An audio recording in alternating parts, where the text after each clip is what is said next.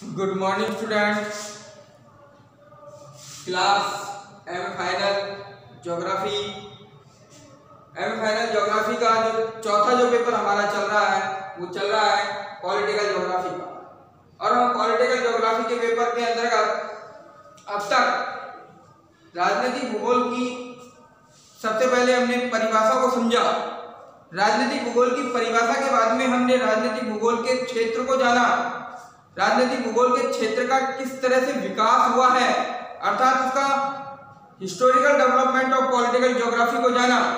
और हिस्टोरिकल जो development of political geography है उसके बाद में हमने राजनीतिक भूगोल का अन्य जो सामाजिक विज्ञान है उनके साथ किस प्रकार का संबंध होता है उसको समझा। देन हमने इस राजनीतिक भूगोल के अंतर्गत जो इसके दृष्टिकोण हैं उन दृष्टिकोणों के ऊपर चर्चाएं की थी। और राजनीतिक भूगोल के जो प्रमुख दृष्टिकोण थे उन प्रमुख दृष्टिकोणों के अंतर्गत हमने सबसे पहले आपके सामने जो हृदय स्थल सिद्धांत की बात की थी, जो मैकेंडर महोदय के द्वारा दिया गया था। महत्वपूर्ण जो आपकी अप्रोच थी, महत्वपूर्ण जो आपकी जो है सिद्धांत था, प्रिंसिपल था, मैकेंडर महोदय के द्वारा दिया गया हृदय स्थल सिद्धांत। उसके बाद में हमने स्पाइकमैन महोदय के द्वारा दिया गया रिंगर सिद्धांत आपको बताया।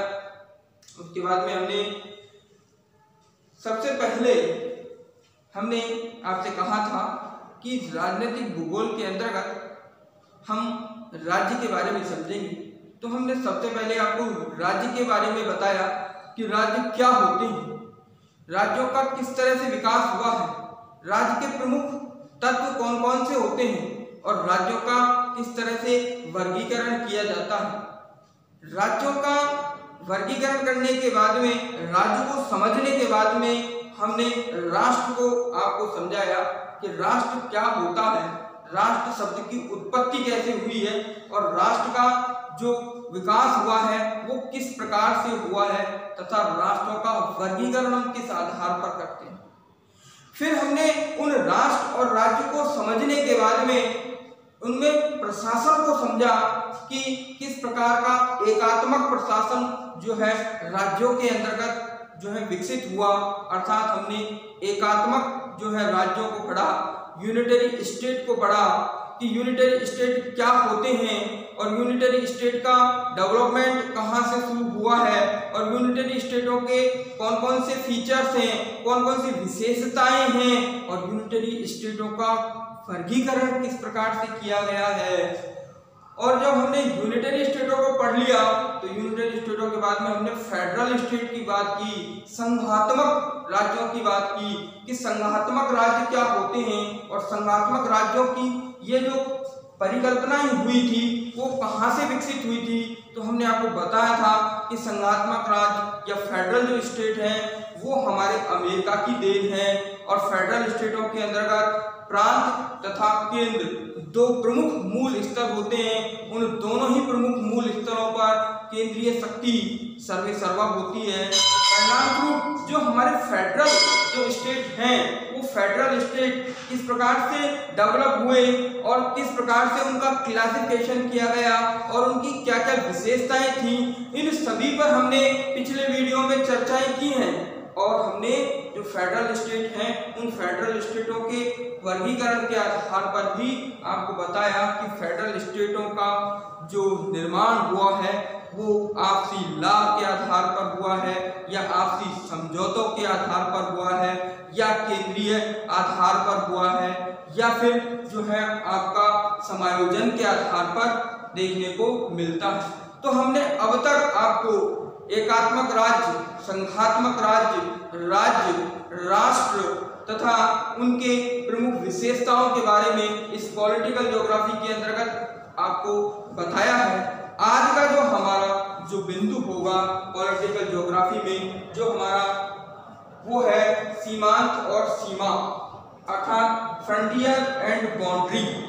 फ्रंटियर एंड बाउंड्री ये एक महत्वपूर्ण जो है तथ्य मान लीजिए, क्योंकि परीक्षा की दृष्टि से भी जो हमारा पिछला जो क्वेश्चन था कि एकात्मक राज्य और संघात्मक राज्य किसे कहते हैं, एकात्मक राज्य की क्या विशेषताएं होती हैं, संघात्मक राज्य की क्या विशेषताएं होती हैं, एकात्मक राज्यों का विकास, संघात्मक राज्यों का विकास तथा एकात्मक और संघात्मक राज्यों का वर्गीकरण।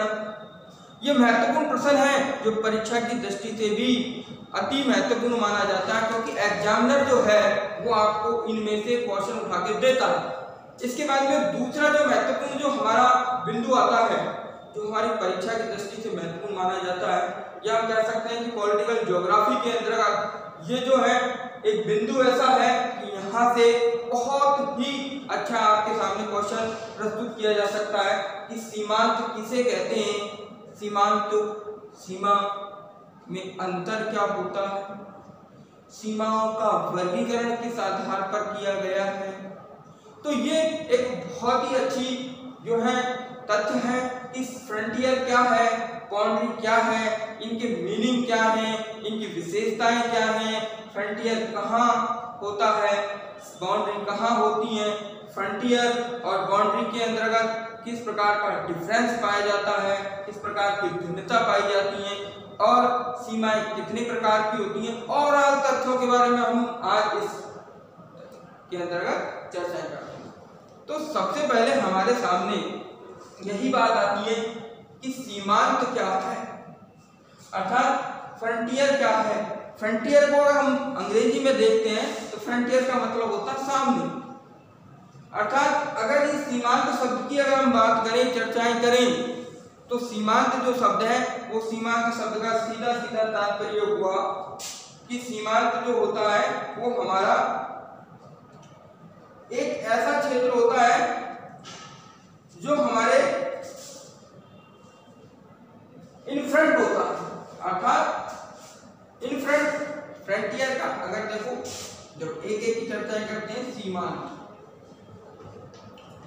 सीमांत का अंग्रेजी अगर हम देखते हैं तो फ्रंटियर। अगर हम फ्रंटियर शब्द की अगर मीनिंग को समझते हैं तो इन फ्रंट,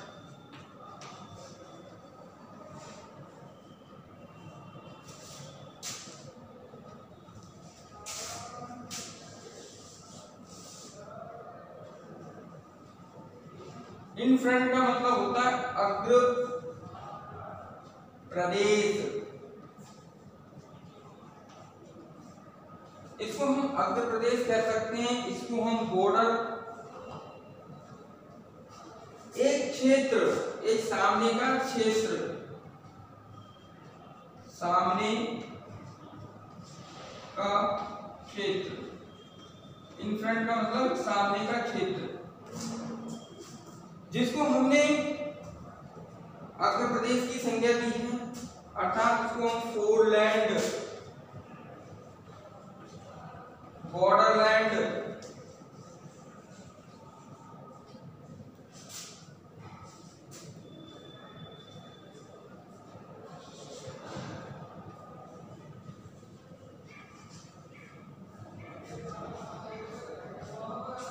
नेचुरल जोन,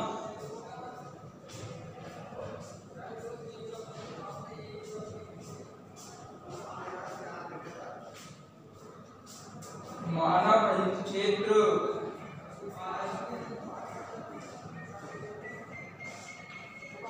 संक्रमित क्षेत्र,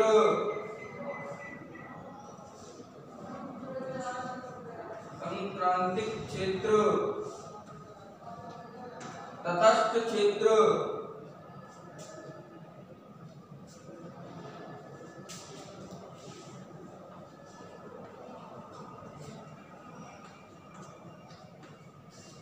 आदि नामों से भी जाना जाता है। अगर हमने इस सीमांत की बात की तो सीमांत को अंग्रेजी में हम कहते हैं फ्रंटियर्स। फ्रंटियर्स का मतलब होता है इन फ्रंट, इन फ्रंट का मतलब होता है सामने। इसलिए हमने इसके एक ऐसा क्षेत्र है जिसको हमने विभिन्न नामों से जाना है। इसको हम अग्र प्रदेश कह सकते हैं, फोरलैंड के नाम से जानते हैं, बॉर्डरलैंड कह सकते हैं, सीमांत प्रदेश कह सकते हैं,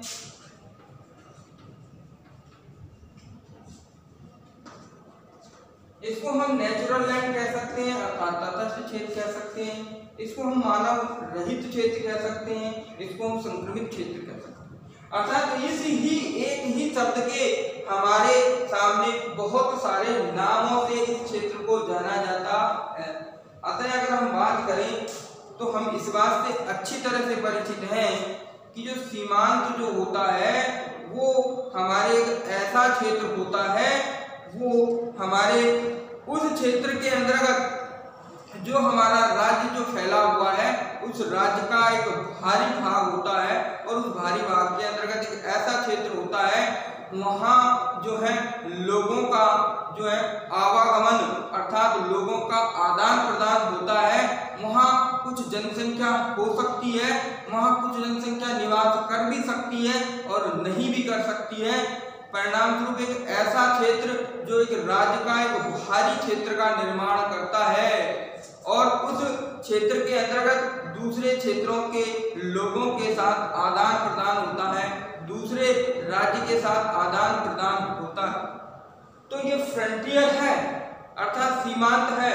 या सीमांत का मतलब है कि ये जैसे सपोज कीजिए ये एक क्षेत्र पर्टिकुलर क्षेत्र है, इस पर्टिकुलर क्षेत्र के अंतर्गत ये इसका जो भाग है, इस भारी भाग जो है उसका एक निश्चित एक क्षेत्र होता है।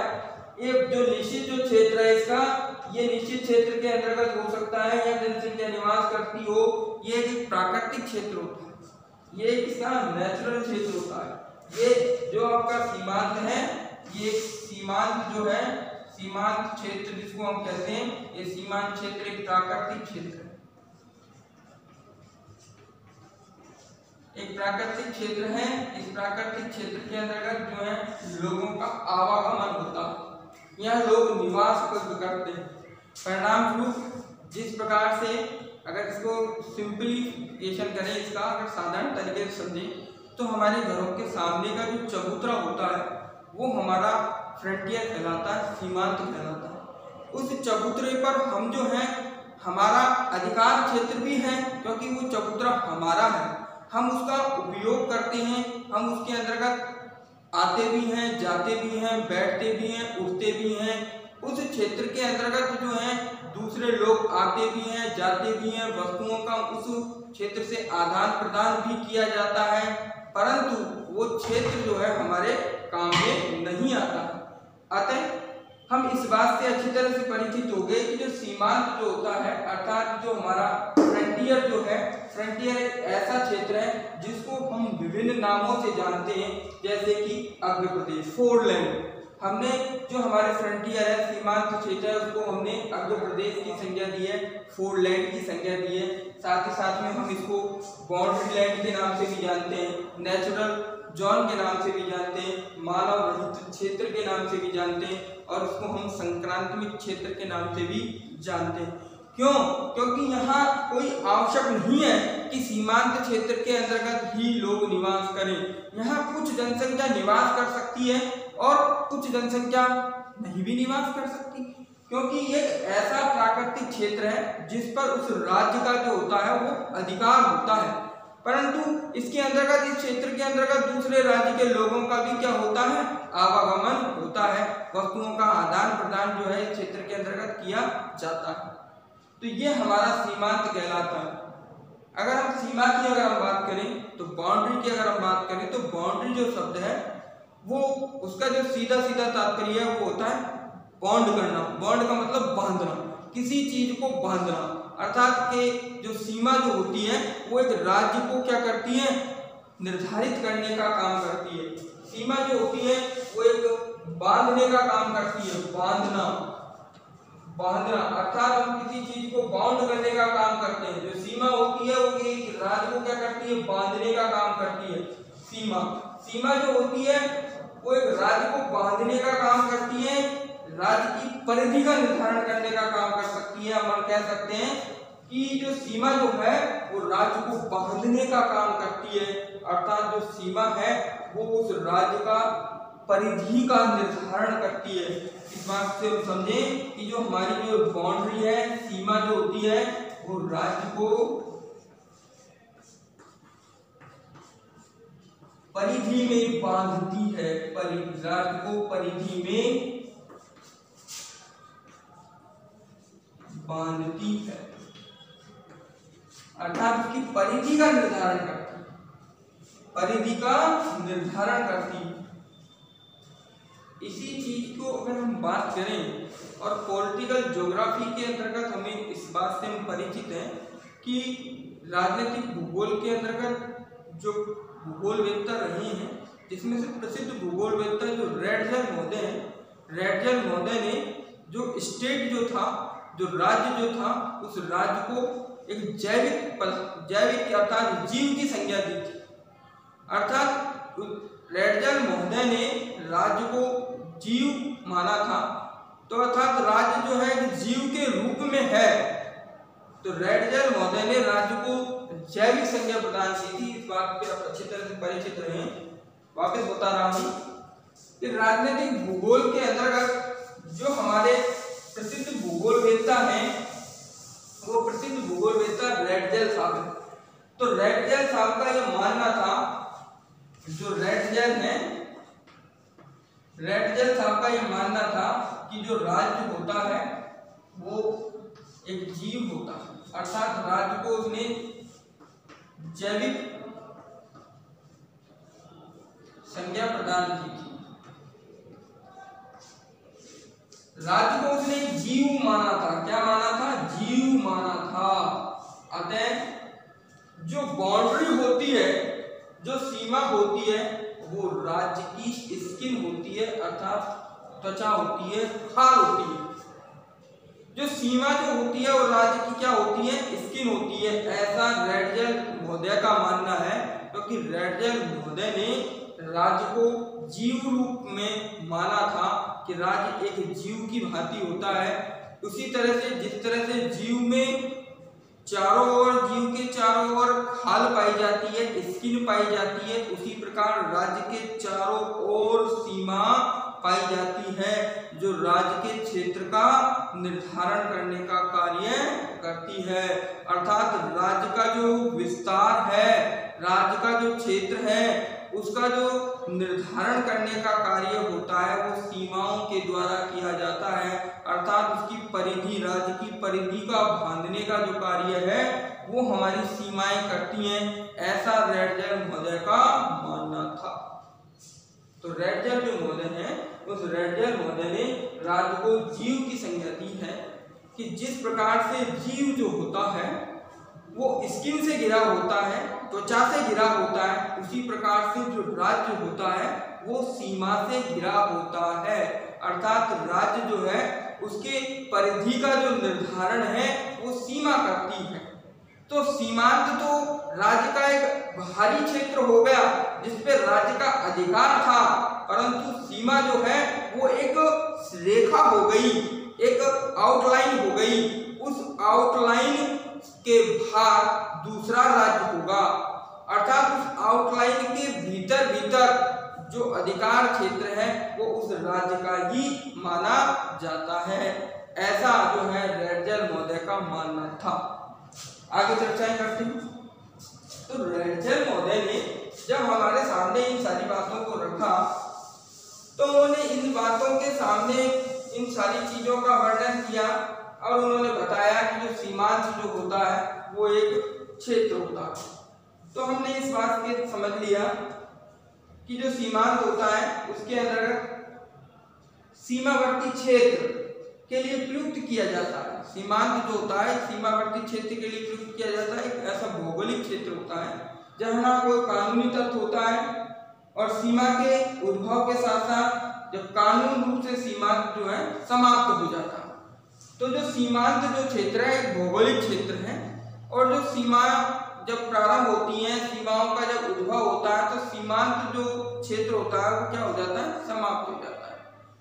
कि जब सीमाओं का उद्भव हुआ तो ये सीमांत हैं जो धीरे धीरे क्या हो गए?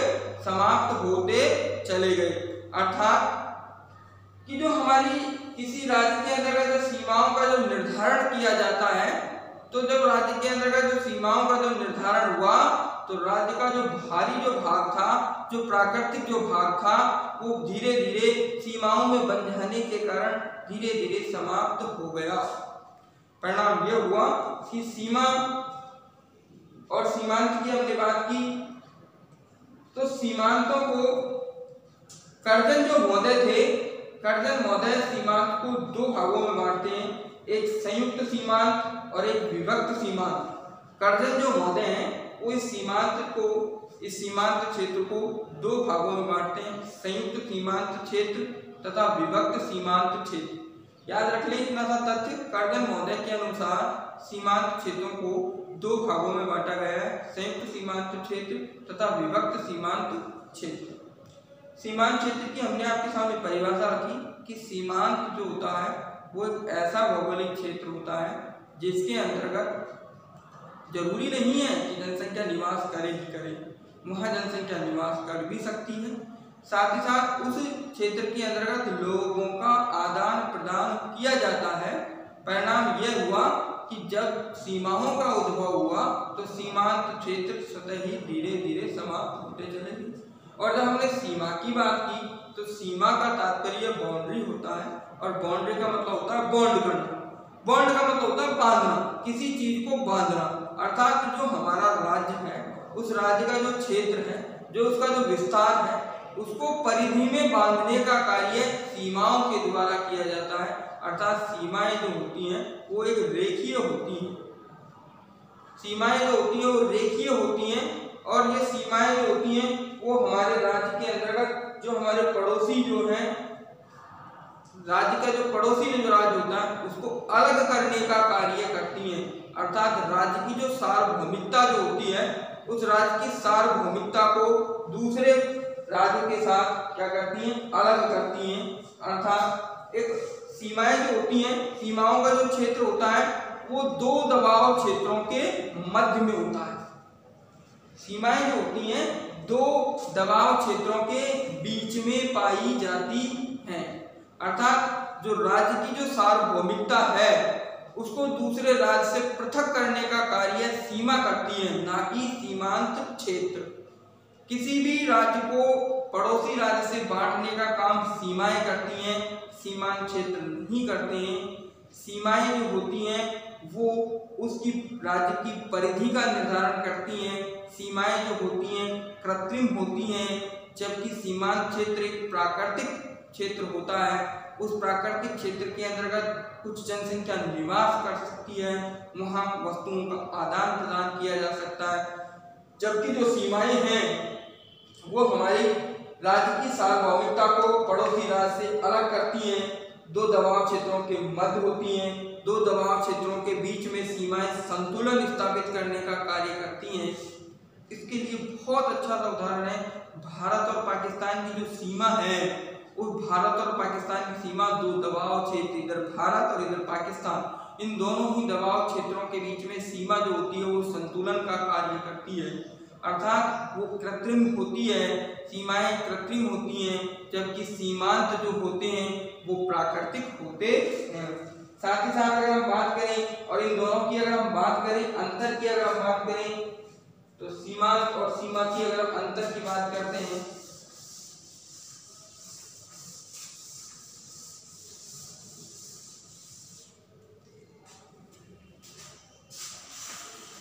सीमांत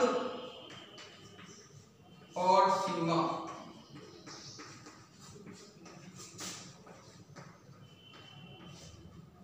इनमें क्या डिफरेंस है और क्या क्या तथ्य हमारे सामने आए।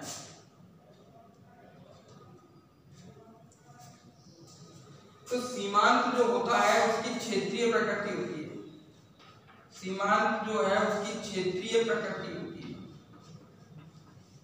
क्षेत्रीय प्रकृति। जबकि जो हमारी सीमा है उस सीमा की जो है रेखीय प्रकृति होती है।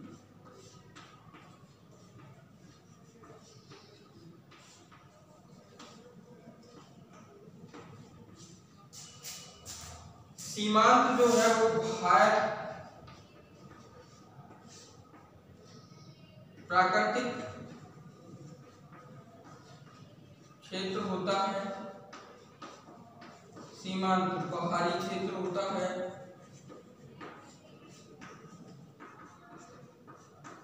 सीमा जो होती है उसमें कृत्रिमता पाई जाती है। सीमा जो होती है उसके अंतर्गत आंतरिक क्षेत्र आता है।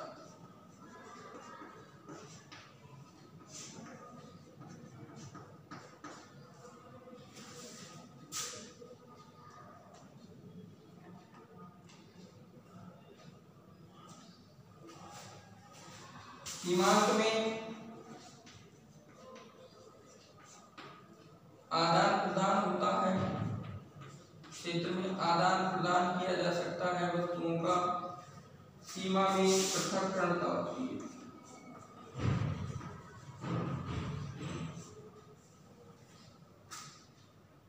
पृथकता पाई जाती है। सीमा जो होती है वो किसी भी राज्य के जो केंद्र होता है उसके द्वारा, शक्ति के द्वारा निर्धारित की जाती है, जबकि जो हमारा सीमांत होता है उसके अंतर्गत इस प्रकार की कोई दशा लागू नहीं होती है।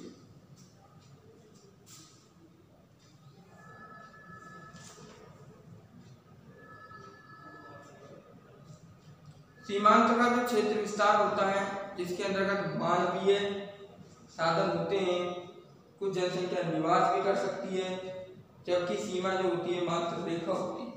सीमा जो होती है एक रेखा होती है, सीमा जो होती है वो रेखा होती है, रेखा के रूप में। और जो सीमांत होता है वो हमारा एक क्षेत्र होता है, क्षेत्र है जिसमें मानव निवास करता है। यहाँ वस्तुओं का आदान प्रदान किया जा सकता है।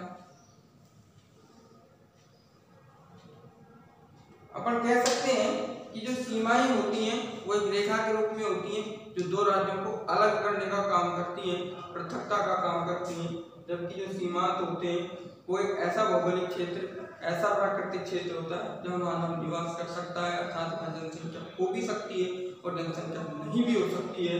यहाँ कोई कानूनी तथ्य जो है वो कार्य नहीं करता है, जबकि यहाँ कानूनी जो तथ्य है सीमाओं के अंतर्गत काम करता है। सीमा के अंतर्गत जो राज्य का जो केंद्रीय जो भाग होता है उसके द्वारा यहाँ सीमाओं पर नियंत्रण करने का काम किया जाता है, अर्थात जो सीमाएं जो होती हैं वो राज्य की केंद्रीय शक्ति के द्वारा जुड़ी होती हैं, जबकि जो हमारा सीमांत क्षेत्र होता है वो राज्य की केंद्रीय शक्ति के द्वारा नहीं जुड़ा होता है, वो बाहरी क्षेत्र से जुड़ा होता है।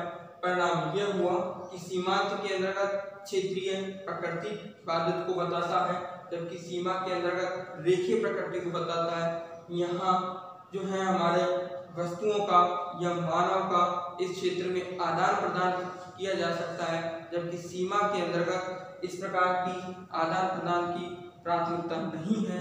सीमाएं जो होती हैं वो अपनी सार्वभौमिकता को बनाए रखने के लिए दूसरे राज्य को पृथक करने का कार्य करती हैं। दो दबाव क्षेत्रों को बैलेंस करने का कार्य सीमाओं के द्वारा निर्धारित किया जाता है। साथ ही साथ जो हमारा केंद्र का जो आंतरिक जो शक्ति होती है या राज्य की जो केंद्रीय जो शक्ति होती है उस पर नियंत्रण का कार्य जो है, सीमाओं पर नियंत्रण का कार्य जो है आंतरिक शक्तियों के द्वारा या केंद्रीय शक्तियों के द्वारा किया जाता है, जबकि जो हमारा सीमांत है उस पर केंद्र का जो है नियंत्रण नहीं होता है, उस पर जो है केंद्र अधिकार रखता है परंतु उस पर नियंत्रण नहीं पाया जाता। अगर हम सीमाओं के विकास की बात करें तो हमने ये इनके सीमा और सीमांत के अंतर्गत अंतरों की बात की है। हमने सबसे पहले सीमा और सीमांत की परिभाषा को समझा कि सीमांत क्या होते हैं, सीमा क्या होती है, सीमांत और सीमा में क्या डिफरेंस है, किस तरह से सीमा और सीमांत अलग अलग हैं। और अब उसके बाद में अगर हम बात करें और चर्चाएं करें तो हम सीमाओं के विकास के ऊपर चर्चाएं करें कि सीमाओं का विकास किस तरह से हुआ था। तो सीमाओं के विकास के ऊपर अगर हम चर्चाएं करते हैं तो देखें सबसे पहले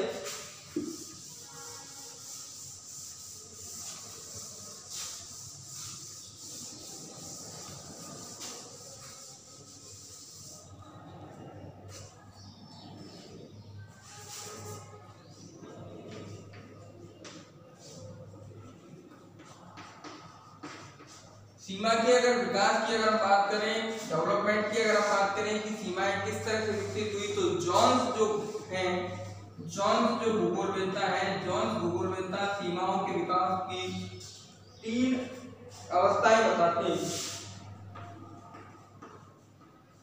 सबसे पहले हम उसका निश्चय करेंगे, सीमा का विकास निश्चय फिर हम उसका निर्धारण करेंगे, फिर उसका अंकन करेंगे।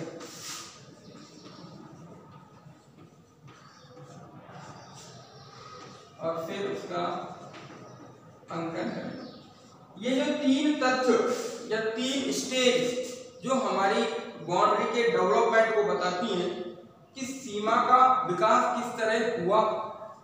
ये सीमा के विकास के अंतर्गत 3 अवस्थाएं जो हमारे भूगोलवेत्ता जॉन्स महोदय हैं, जॉन्स महोदय के अनुसार ये सीमाओं के विकास के अंतर्गत ये 3 प्रमुख अवस्थाएं देखने को मिलती हैं।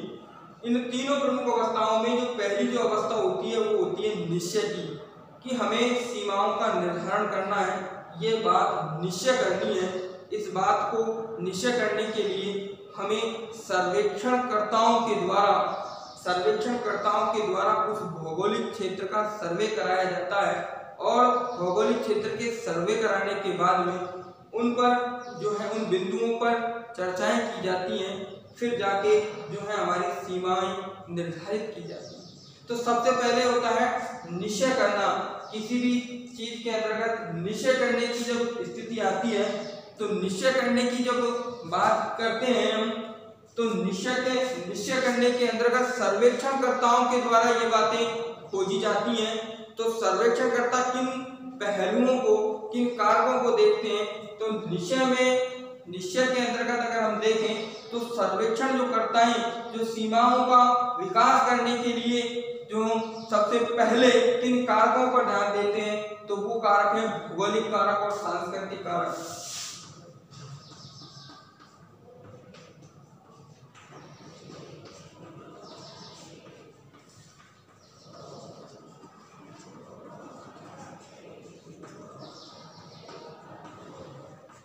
भौगोलिक और सांस्कृतिक जो तथ्य या कारक हैं, उन भौगोलिक और सांस्कृतिक तत्व और कारकों पर सबसे पहले जो सर्वेक्षण का जो करता हैं वो इस पर, इन तथ्यों पर, इन कारकों पर जो है सबसे ज्यादा ध्यान देते हैं कि वहाँ के भौगोलिक कारक किस प्रकार के हैं, वहाँ के सांस्कृतिक कारक किस प्रकार के हैं।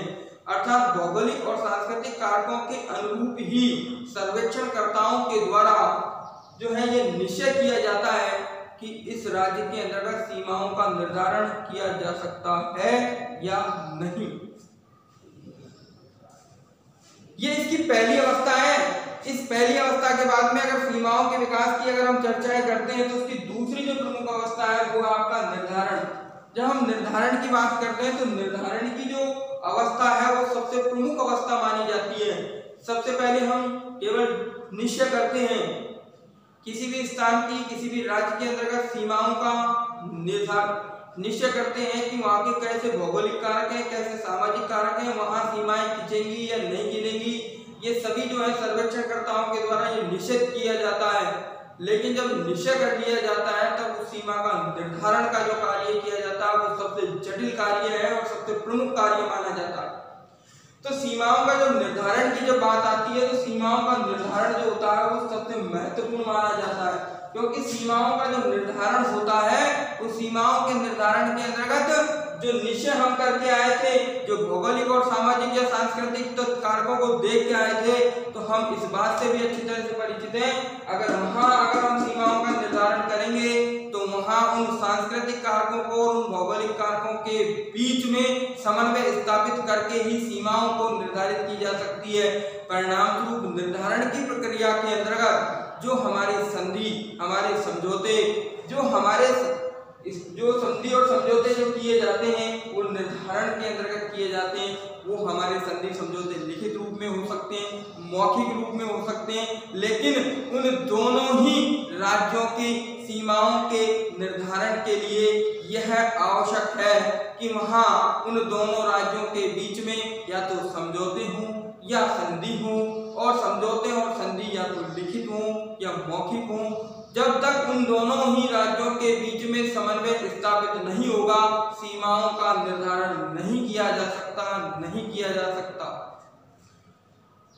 इसका सीधा मतलब यह हुआ कि जो निर्धारण की जो प्रक्रिया है वो एक सबसे महत्वपूर्ण अवस्था मानी जाती है। इस निर्धारण की प्रक्रिया को अगर पूरा कर लिया तो सीमाएं आराम से हम खींच सकते हैं। और जब निर्धारण की प्रक्रिया को जो हम करते हैं तो इसके अंतर्गत संधि समझौते वर्बली या नॉन वर्बली या रिटन में या नॉन रिटन में हम जो है इन सभी बातों को जानते हैं। सर्वेक्षणकर्ताओं के द्वारा सर्वे किया जाता है, तब जाके हमारी सीमाओं का निर्धारण किया जाता है। और सीमाओं के निर्धारण के लिए हम या तो स्तंभों का प्रयोग करते हैं या फिर हम तार का प्रयोग करते हैं, क्योंकि वो स्टेप निर्धारण के बाद में जब अंकन का स्टेप आता है तो अंकन के दौरान ये सारी बातें रखी जाती हैं। वहाँ के प्राकृतिक और वहाँ के सांस्कृतिक वातावरण को भी ध्यान में रखा जाता है। जब सीमाओं का निर्धारण किया जाता है तो वहाँ के प्राकृतिक और वहाँ के सांस्कृतिक वातावरण के पहलुओं को, कारकों को भी ध्यान में रखा जाता है। और जब ये चीज निर्धारित हो जाती है, जब हम सीमाओं के निर्धारण की प्रक्रिया को पूरा कर लेते हैं और तब उसका जब हम अंकन का कार्य करते हैं तो अंकन के कार्य के रूप में हम कांटों का प्रयोग करते हैं, कांटेदार तार लगा दिए जाते हैं, साथ ही साथ में स्तंभों का प्रयोग करते हैं। तो हमने ये देखा है कि सीमाओं के निर्माण में जो अंकन का जो कार्य है वो अधिकांशतः स्तंभ लगाकर जो है हमने सीमाओं का अंकन कार्य कर रखा। तो स्तंभ लगाकर जो है सीमाओं का आधार बना कर सकते हैं। सीमाओं के निर्धारण के अंतर्गत जो है हमारी विधियां, जिसके अंतर्गत हमारी सही दूरी होनी चाहिए, उसके अंतर्गत कितना घुमाव आएगा, वो सारी बातें जो है इसके अंतर्गत देखते हैं कि वो रेखीय प्रकृति में हो।